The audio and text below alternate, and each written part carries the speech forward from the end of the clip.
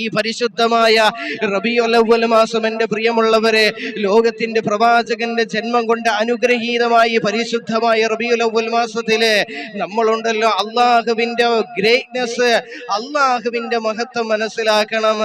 അള്ളാഹുവിന്റെ മഹത്വം നീ മനസ്സിലാക്കിയാൽ നിനക്ക് ലഭിക്കുന്ന പ്രതിഫലം എന്തെന്നറിയുമോ?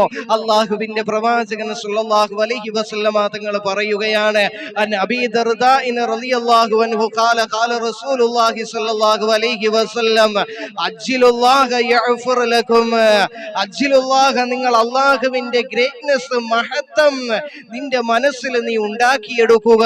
അങ്ങനെ ഉണ്ടാക്കിയെടുത്താൽ യഗ്ഫിർ ലക്കും, നിനക്ക് അല്ലാഹു പുറത്തു തരുന്നതാണ് നിന്റെ പാപങ്ങളെന്ന് മഹാനായ നബി മുഹമ്മദ് മുസ്തഫ സല്ലല്ലാഹു അലൈഹി വസല്ലമ തങ്ങൾ പറഞ്ഞെങ്കിൽ എൻ്റെ പ്രിയപ്പെട്ടവരെ മനസ്സിലാക്കണം, അല്ലാഹുവിന്റെ മഹത്വം മനസ്സിലാക്കണം നമ്മുടെ ഹൃദയത്തിലേക്ക്.